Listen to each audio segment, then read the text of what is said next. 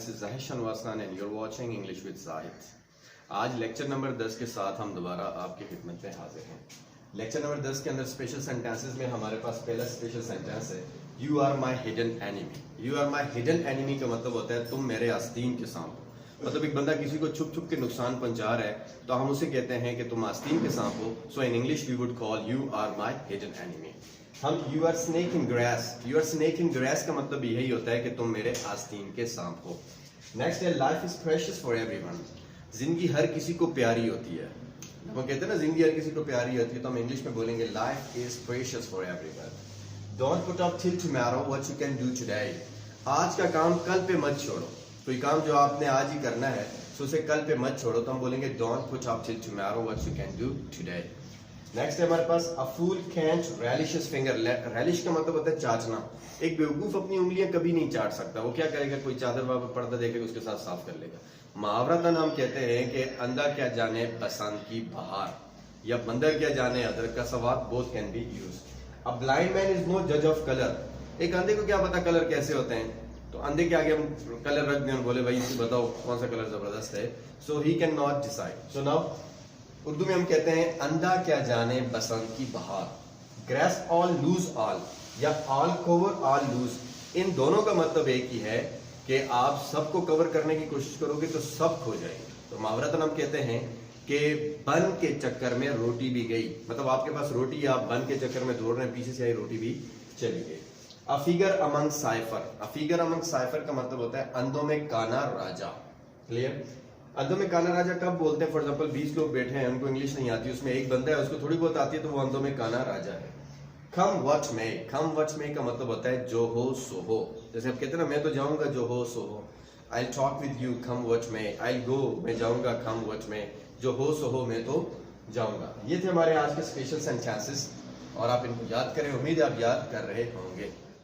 अच्छा जी, अब चलते हैं आज की वोकैबुलरी और आज के इडियम्स की तरफ। सबसे पहले देखते हैं आज के हमारे इडियम्स क्या हैं। हमारे पास पहला जो इडियम है वो है stroke a person down. Stroke a person down का मतलब होता है किसी का गुस्सा ठंडा करना। एक बंदा गुस्से में आ गया तो आप उसे ठंडा कर रहे हैं, तो इसे हम इंग्लिश में कहते हैं stroke a person down. I stroke him down, मैंने उसका गुस्सा ठंडा किया। नेक्स्ट है हमारे पास come to end. Come to end का मतलब होता है खत्म हो जाना। मतलब एक चीज है जो कि खत्म होती है तो आप इसे कहते हैं इट कैम टू एंड, ये खत्म हो गई। नेक्स्ट है कम टू ग्रीफ। ग्रीफ गम को कहते हैं और कम टू ग्रीफ का मतलब होता है गमजदा होना या गम उठाने के लिए हम ये वर्ड यूज करते हैं। Come to ash. Come to ऐश का मतलब होता है रात का ढेर बन जाना। जैसे कि हम कहते हैं कि ये बिल्डिंग देखते ही देखते रात का ढेर बन गई। Come across. कम अक्रॉस का मतलब होता है दो चार होना, आमना सामना होना। I have never been come across. Clear, मैं कभी मेरा आमना सामना नहीं हुआ। सो कम ट्रू। कम ट्रू का मतलब होता है सच साबित होना। एक चीज है, फॉर एग्जांपल अल्लाह करे may your dream come true, Allah करे आपका ख्वाब सच्चा साबित हो, तो कम ट्रू का मतलब होता है सच्चा साबित होना। ये हमारे इडियम्स। और अब हम चलते हैं आज की वोकैबुलरी की तरफ। वोकैबुलरी में पहला वर्ड है स्ट्रॉन्ग लैंग्वेज। स्ट्रॉन्ग लैंग्वेज गाली गलूज को कहते हैं, ऐसी लैंग्वेज जो कि ऐसे अजीब किस्म की जिसमें गालियां वालियां दी जाएं, so that is called strong language. The next word is slang language. Slang language कहते हैं बाजारी जबान जो बाजारों में यूज की जाती है, that is called slang language. The next is slangy. Slangy का मतलब होता है person who use the slang language. जो शख्स बाजारी जबान इस्तेमाल करता है उसे कहते हैं स्लैंगी।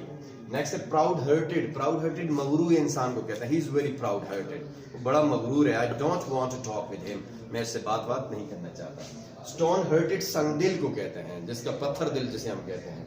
चिकन हार्टेड बुजदिल को कहते हैं, मुर्गी सबसे बुजदिल होती है तो चिकन हार्टेड बुजदिल को कहा जाता है। और टिमिड कवर्ड, इन तीनों का मतलब होता है बुजदिल। एंड कवर्डाइज, बुजदिली को कहा जाता है। क्लियर। नेक्स्ट वर्ड है हमारे पास ponder on and ponder over. दोनों का मतलब है सोचना समझना, गौर फिक्र करना। I should ponder on your future, मुझे आपके फ्यूचर पे फिक्र करनी चाहिए। अपिश कहते हैं मगरूर को, ही इज वेरी अपिश, अपने आप को बड़ा मगरूर समझता है। विल पावर कहते हैं कुव्वत इरादा, जो आपकी कुव्वत इरादा होती है, that is called will power. And news monger. News monger बड़ा इंटरेस्टिंग वर्ड है। न्यूज मॉन्गर फैमिली में बाज ऐसे लोग होते हैं जो आपको बड़े मजे मजे की खबरें सुनाते हैं। जब बैठते हैं तो बड़ी शानदार किस्म की खबरें सुनाते हैं और बंदा एंजॉय करता है। ऐसे इंसान को इंग्लिश में कहते हैं न्यूज मॉन्गर, गप्पी इंसान जिसे हम उर्दू में कहते हैं। क्लियर। ये थी हमारी वोकैबुलरी आज के स्ट्रक्चर की तरफ। आज जो स्ट्रक्चर हम इस क्लास के अंदर डिस्कस करने जा रहे हैं वो बहुत इंपॉर्टेंट है। हमारी कन्वर्सेशन के अंदर या इंग्लिश के अंदर उसकी बहुत अहमियत है और बहुत ज़्यादा इस्तेमाल होता है, और जहाँ ये इस्तेमाल होता है वहाँ पे कोई और स्ट्रक्चर इस्तेमाल नहीं हो सकता, इसीलिए इसको सीखना बहुत ज़रूरी है। देयर, देखिए याद रखें, देयर जब भी सेंटेंस के स्टार्टिंग में आएगा ये मीनिंगलेस होगा, इसका कोई मतलब नहीं होगा, और जब भी एंड पे आएगा तो ये मीनिंगफुल होगा और वहां का मतलब देगा। देयर का एक मतलब वहां भी होता है, जैसे हम किसी कहते हैं गो देयर, वहां सिट देयर, वहां बैठो, कीप इट देयर से वहां रखो, लेकिन जब हम शुरू में इसका यूज करेंगे तो यहाँ पे इसका कोई मतलब नहीं होगा, ये मीनिंगलेस होगा और ये प्रोनाउन की कमी को दूर करेगा। क्लियर? उर्दू में ये कहाँ पे इस्तेमाल होता है ये जरा समझे। देखें, आप कहते हैं ये एक मार्कर है, अब यहाँ पे ये आ गया तो हम बोलेंगे इट इज अ मार्कर या दिस इज अ मार्कर, ये है। लेकिन आप एक जुमला यूज करते हैं कि एक मार्कर है, अब हमने ये इसमें नहीं यूज किया, जर्नली बात करते हैं तो यहाँ पे हम देयर को लेके आते हैं। हम कहते हैं एक लड़का है, ये एक लड़का है, ही इज अ बॉय, लेकिन एक लड़का है, एक टीचर है, ये एक टीचर है, एक मुल्क है, ये एक मुल्क है। मतलब जहां पे प्रोनाउन नहीं आएगी तो वहां पे आप अपनी तरफ से देयर को लगाएंगे। ठीक है? फॉर एग्जाम्पल आप कहते हैं बहुत सारे मसाइल हैं। क्लियर? सो इस तरह के सेंटेंसेस को बनाने के लिए हम देयर का इस्तेमाल करते हैं। अब इसको समझने के लिए आप एक सिचुएशन पकड़ें जरा और उसको देखें तो फिर आपको ये बहुत अच्छे तरीके से मेमोराइज हो जाएगा। आप अपने घर को जरा सा कंसीडर करें और देखें आपके घर में क्या कुछ है। उर्दू में उसको बयान करेंगे तो आप क्या बोलेंगे? मेरे घर में 4 कमरे हैं, मेरे घर में एक किचन है, मेरे घर में 3 वॉशरूम है, मेरे घर में 4 सोफा सेट्स हैं, 4 बेड्स हैं, मेरे घर में 6 कुर्सियां हैं। तो ऐसे सेंटेंसेस को हम बनाते हैं देयर के सहारे। फिर कोई आपसे पूछते हैं मानसेरा में, कैप्टाबाद में, फला फला सिटी के अंदर बताओ। अब इसी तरह आप सिटी के अंदर जो कुछ आप बताते हैं, आपके जेब के अंदर जो कहते हैं, देखिए आपसे पूछते हैं आपके जेब में क्या क्या है। आप कहते हैं मेरे जेब में एक पेन है, मेरे जेब में एक कार्ड है, एक आईडी कार्ड है, एक डेबिट कार्ड है, एक क्रेडिट कार्ड है, जो कुछ आपके जेब में है। तो इस तरह की सिचुएशन को बताने के लिए हम देयर का इस्तेमाल देते हैं। सिचुएशन अब मैंने आपको बता दी, अब फार्मूला समझे और उसके बाद हजारों की तादाद में सेंटेंस बोले। देखिए आप कहते हैं एक बादशाह है, एक प्रॉब्लम है, तो हम बोलेंगे देयर इज अ प्रॉब्लम। क्या बोलेंगे? There is a problem. Clear? एक टीचर है तो बोलेंगे देयर इज अ टीचर। एक बादशाह है, there is a king. Singular चीज आ रही है आगे तो हम यहाँ पे इसका इस्तेमाल करेंगे। I we are using is because there is singularity. Clear? Single चीज आ रही है। एक मार्कर है तो मार्कर एक है, इसीलिए हमने इसका इस्तेमाल किया। इस रूम के अंदर एक कुर्सी है तो हम बोलेंगे there is only 1 chair in this room. इस कमरे में एक सीलिंग फैन है, there is 1 ceiling fan in this room. तो इस तरह के इज वहां पे आएगा जहां पे सिंगुलर चीज हो। अब आपके घर में जो सिंगल चीजें हैं, there is a kitchen, there is a car in my home, there is a micro oven, there is a sofa set। एक एक चीजें हैं, सारी इंग्लिश में आप बयान कर सकते हैं। सिटी में एक एक चीज भी है, सारी बयान कर सकते हैं। अब इसका नेगेटिव बनाते हैं तो आप बोलेंगे there isn't या there is not, there is not any problem। यहाँ पे any का इस्तेमाल भी हम कर सकते हैं। there is not any kitchen in this building। इस बिल्डिंग में कोई किचन नहीं है। there is not any Asif in the class। Class में कोई आसिफ नहीं है। फिर आपसे कहते हैं यार आपके जेब में पेन है, आप कहते हैं there is not any pen in my pocket। मेरे जेब में तो कोई पेन नहीं है। क्लियर? आप कहते हैं आपके इस शहर के अंदर एक जो है ना वो यूनिवर्सिटी है, आप कहते हैं no there is not any university in this city। is not की जगह हम यहाँ पे कंट्रैक्शन इस्तेमाल कर सकते हैं isn't। फर्दर आप एक वीडियो में हम आपको बताएंगे कि कंट्रैक्शन कैसे बनाए जाते हैं और इनका इस्तेमाल कैसे करेंगे, लेकिन आज सिर्फ आप isn't पे गुजारा करें।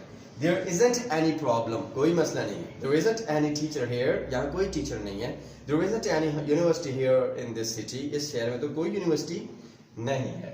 Is there any problem, क्या कोई मसला है?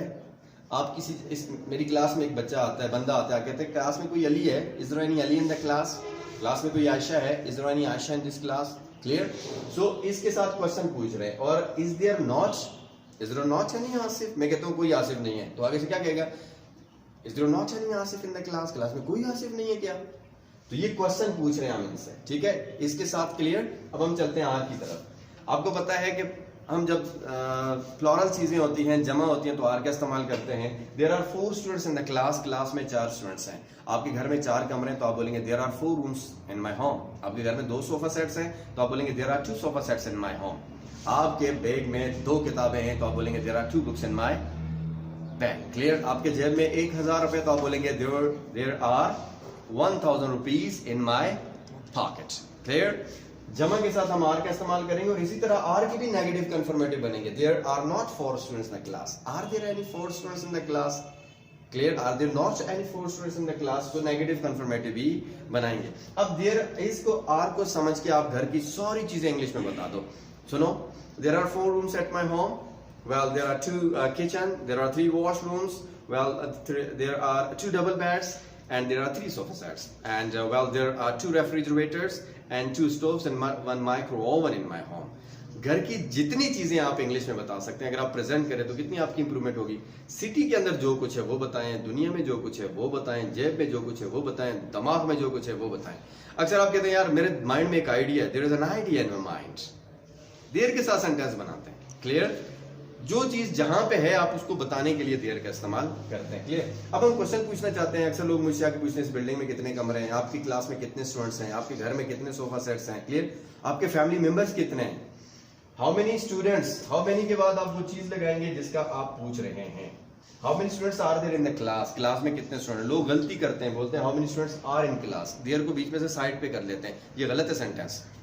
How many students, how many rooms are there in this building, how many chairs are there in the class, clear, how many family members are there in your family, correct, how many rupees are there in your pockets, how many dresses are there in your custody, how many schools are there in this city, how many provinces are there in the Pakistan। बहुत सारे question हम इस तरह बना सकते हैं, at least 50 question को आप इसके आराम से बना सकते हैं। कोई चीज नजर आ रही है आप आराम से बना सकते हैं। हाउ मच का इस्तेमाल करते हैं अनकाउंटेबल नाउन के साथ, जो चीज हम गिन नहीं सकते, वाटर, लिक्विड वगैरह।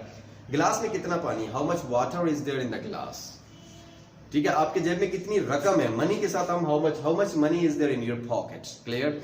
आपके शहर में कितने स्कूल्स हैं, तो स्कूल गिने जा सकते हैं, तो हाउ मेनी यूज करेंगे, क्लियर।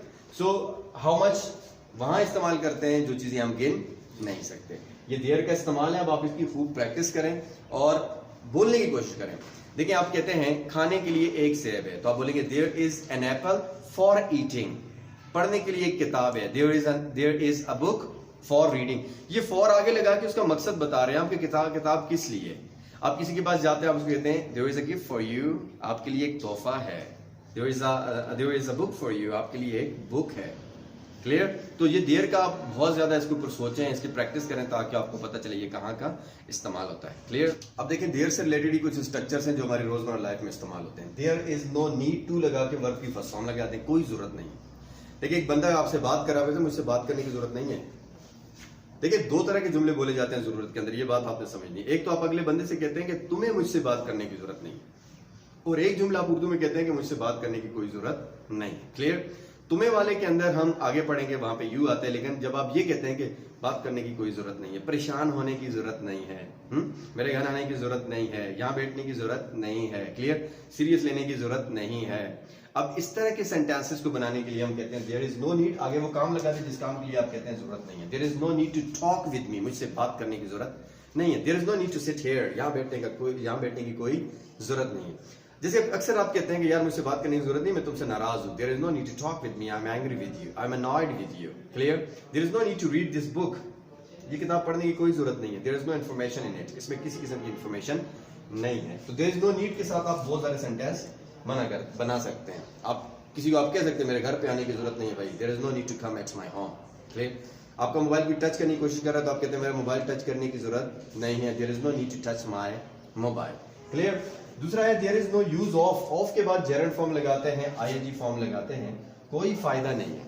उर्दू में बहुत ज्यादा यूज करते हैं हम, यार गाने सुनने का कोई फायदा नहीं, यहाँ पे फजूल में बैठने का कोई फायदा नहीं, क्लियर। वक्त जाया करने का कोई फायदा नहीं, टीवी देखने का कोई फायदा नहीं, क्लियर। सो रात को जागने का कोई फायदा नहीं, देर से सोने का कोई फायदा नहीं। कितने सेंटेंस हम इस तरह के बनाते हैं जिनमें हम ये कहते हैं कि कोई फायदा नहीं है, तो हम बोलेंगे there is no use of plus gerund form. There is no use of listening songs, गाने सुनने का कोई फायदा नहीं। There is no use of rambling in bazaar, बाजार में आवारागर्दी करने का कोई फायदा नहीं। There is no use of sleeping late, देर से सोने का कोई फायदा नहीं है।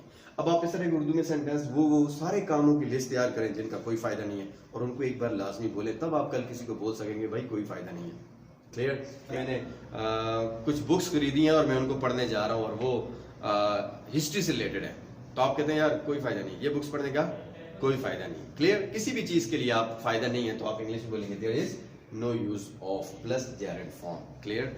जैसे कि एक मुहावरा भी है, there is no use of talking to stone wall, पत्थर की दीवार से बात करने का कोई फायदा नहीं है। फॉर एग्जाम्पल आप किसी को समझा रहे हैं, उसको बात समझ ही नहीं आ रही, तो दूसरा बंदा कहते हैं there is no use of talking to stone wall, मतलब पत्थर की दीवार से बात करने का कोई फायदा नहीं है। वहां कहते हैं अंधे के आगे रोना, अपने नैन खोना।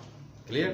तो there is no use and there is no need, इन दोनों से आप खूब सेंटेंसेस बनाएं और देयर की खूब प्रैक्टिस करें। Clear? Thank you very much, अपना ख्याल रखें और